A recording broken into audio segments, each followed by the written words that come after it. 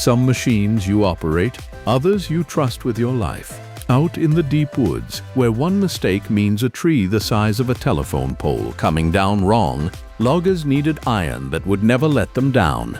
One name earned that trust like no other. Painted bright orange and built to be fixed with the tools in your truck, these machines didn't just cut timber, they earned the respect of every hard man who ran them. This is Timberjack. Number 10. The Timberjack 200 Series Skidder. This is where it all begins. The Timberjack 200, introduced in 1962, was the first articulated skidder to wear the Timberjack name, and it set the template for everything that followed. It was powered by a Ford gasoline engine producing around 60 to 61 horsepower, a four-cylinder Ford 172 in many of the early units, and it carried a suggested list price of about $8,925. In an era when most logging muscle came from horses, crawler tractors, or sheer human labor, that price bought something genuinely revolutionary. Here's why that number matters so much. Before the articulated rubber-tired skidder arrived, getting logs out of the forest was slow, dangerous, and labor-heavy. The 200 let a single operator do the work of an entire team. He could drive into the cut, hook a hitch of logs to the rear winch, and drag them out to the landing, then bend through the trees and go back for more. The articulated joint in the middle meant the machine could steer in tight quarters without the long turning radius of a rigid tractor,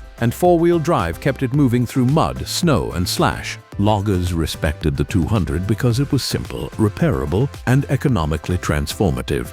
It was built largely from components a mechanic already understood, so downtime in the deep woods didn't mean a machine sat dead for weeks. Surviving examples still turn up at auctions and on old homesteads today, many of them re-engined over the years with Detroit diesel power and still earning their keep pushing snow or putting up firewood. The 200 didn't just launch a company, it helped launch the entire modern skidder industry, and that legacy is exactly why it earns a spot on this list. Number 9.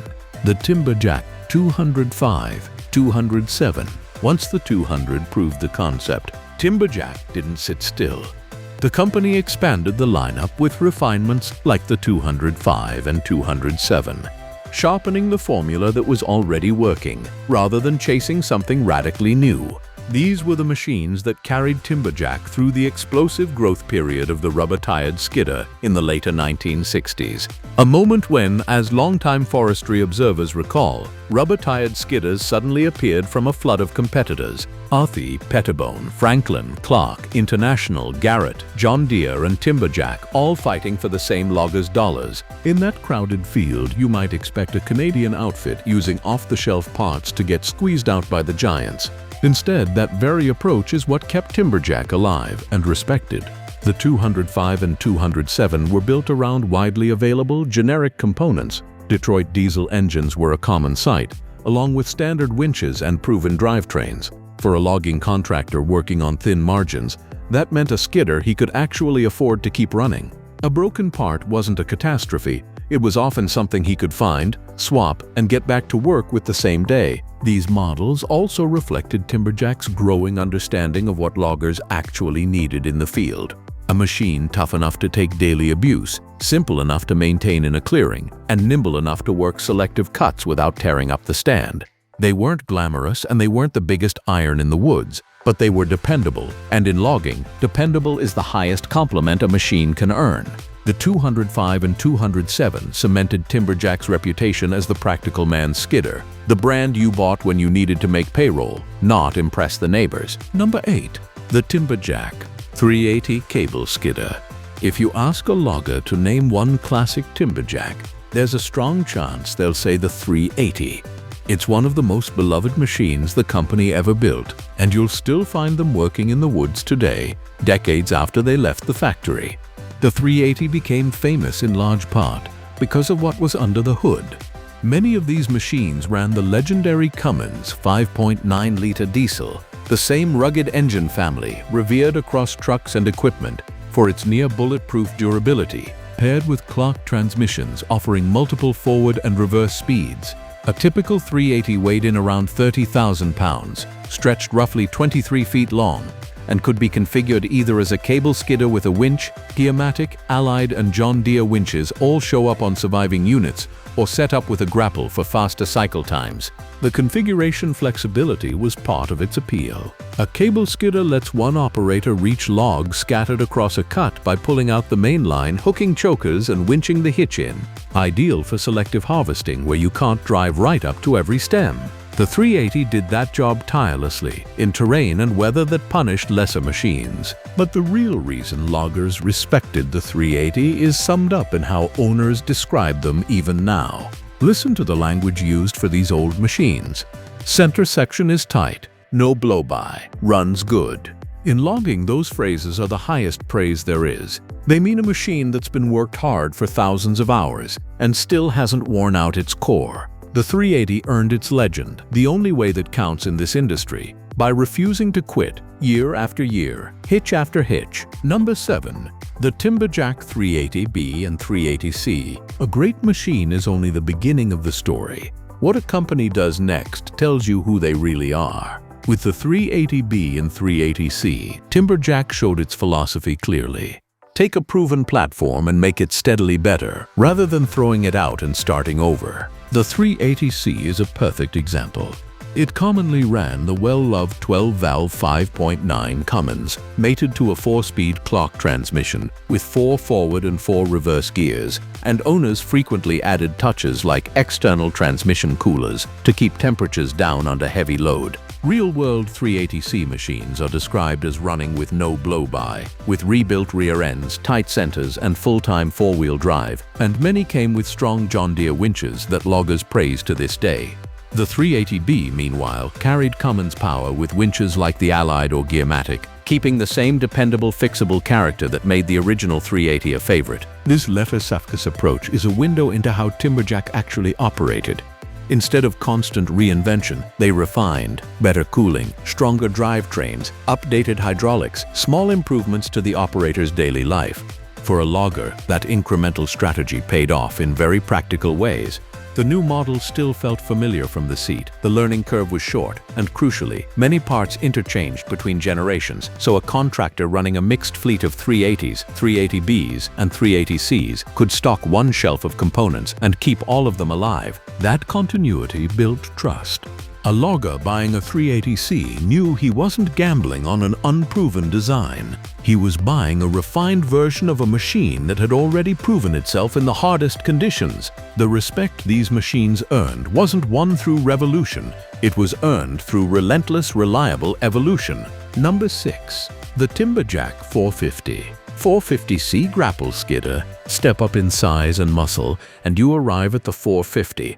A heavier-duty skidder built for serious extraction in demanding country. Where the smaller machines handled selective cuts and moderate hitches, the 450 was made to drag big loads up steep, rugged ground and keep doing it all day. Power depended on the configuration and era. Documented 450s ran engines such as a Cat 525 diesel, delivering up to around 140 horsepower, while later and B-series machines are found with Cummins power. The 5.9-liter and the 6 BTA both show up on surviving units. That muscle ran through a durable 3 or 4-speed power-shift gearbox, giving smooth, responsive power transfer under heavy load. The hydraulics were equally serious. A roughly 40-gallon-per-minute closed-center system at around 2,500 psi that let an operator run the grapple and winch efficiently, even when working multiple functions at once. Big tires, options like 23.1 by 26 or 24.5 by 32, and even 30.5 by 32 on some machines, gave the traction and ground clearance needed for deep woods and soft or rocky terrain.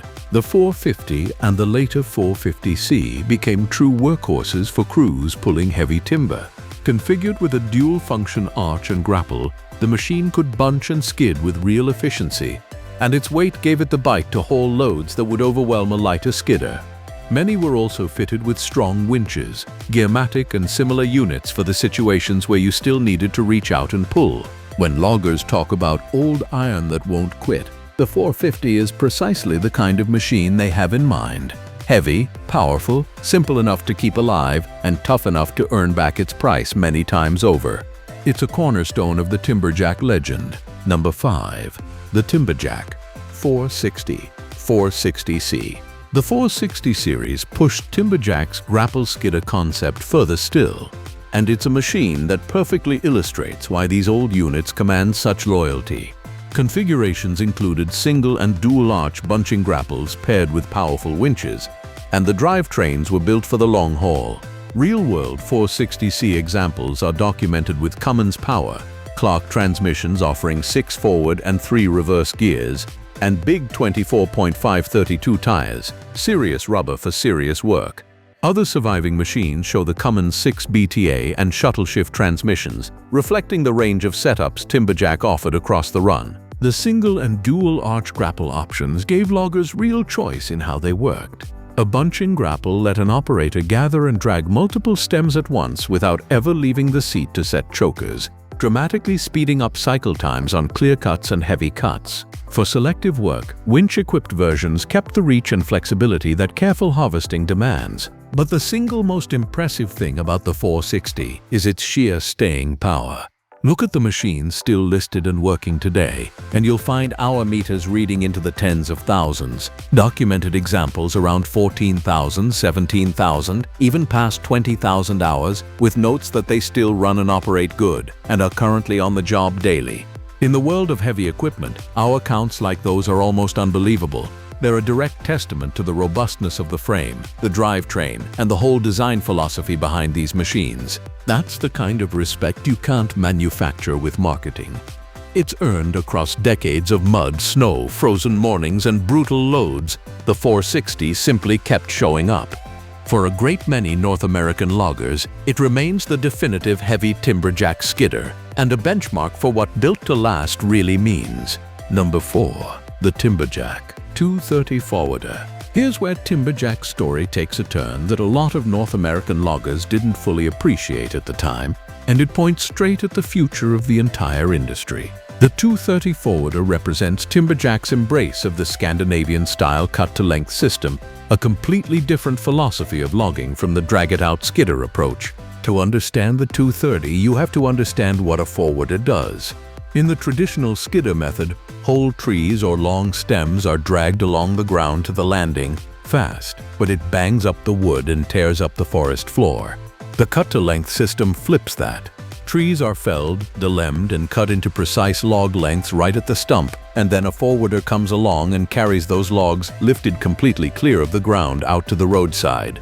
The 230, stretching over 30 feet long, was purpose-built for exactly this job, with a load bay and a hydraulic loading crane to pick up and stack the cut wood. The advantages are real and measurable. Because the logs ride off the ground instead of being dragged, they come out cleaner and less damaged, which matters enormously for high-value timber.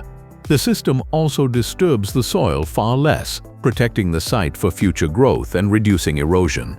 It's a genuinely more sustainable, more nature-conserving way to work, and it's the method pioneered in Sweden and Finland that has since become the worldwide standard for responsible forestry. Loggers who adopted the 230 respected it for protecting both their wood and the land they depended on.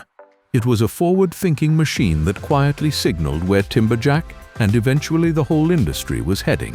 While the big skidders grabbed the glory, the humble forwarder was busy defining the future. Number 3.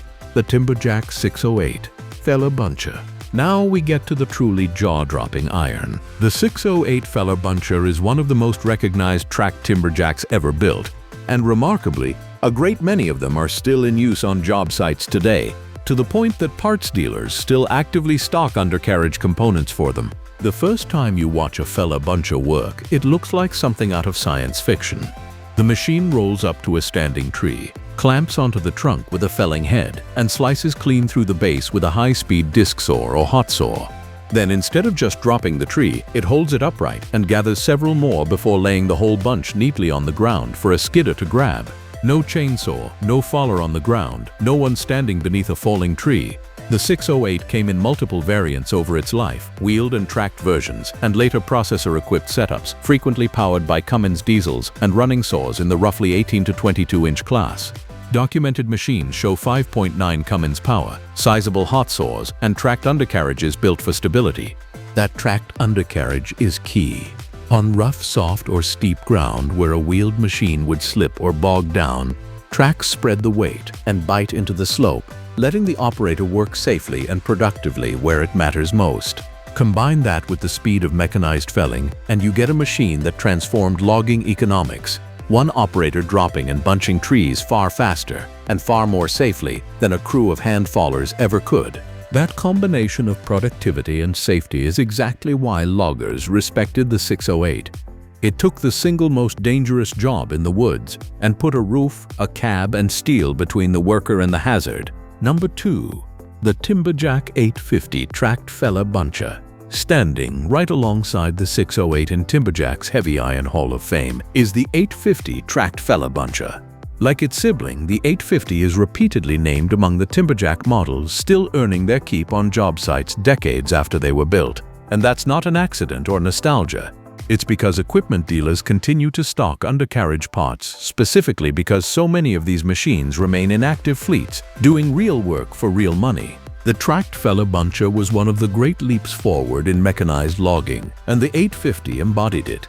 On the steep slopes and unstable ground that define a huge amount of the world's timber country, wheeled machines reach their limits fast. They slip, they struggle for traction, and they can become genuinely dangerous.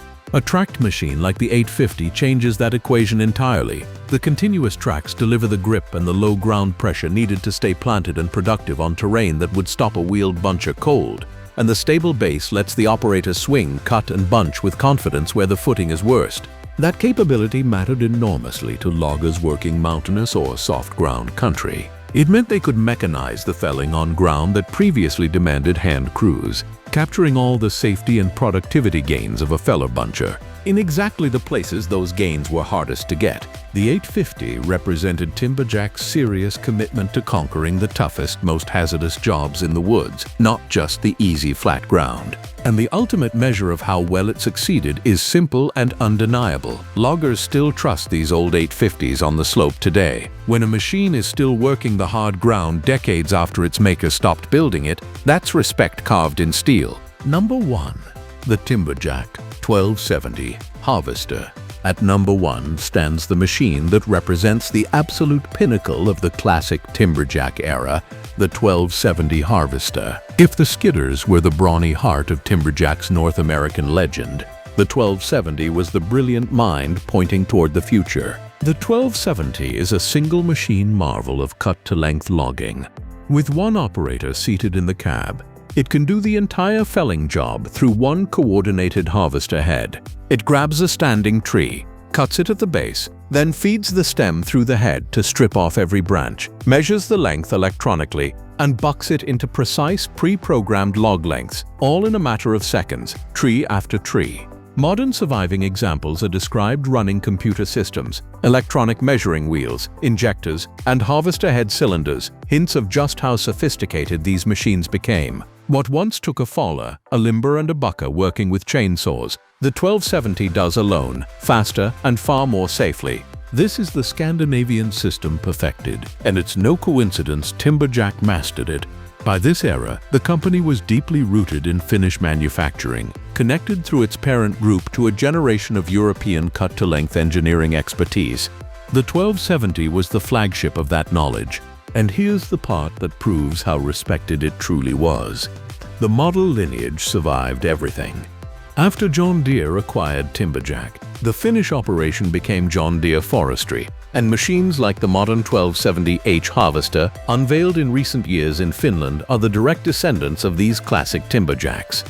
When a model number outlives its original company, a change of ownership, and decades of technological revolution, you know it earned something rare. The 1270 didn't just earn respect, it defined the very future of how the world harvests timber. If you ran one of these old Timberjacks, or you've still got one working today, drop the model number in the comments. I'd love to know which one earned your respect. And if you enjoyed this trip through logging history, hit subscribe, because we've got more classic heavy iron coming your way. Thanks for watching, and keep that old iron running.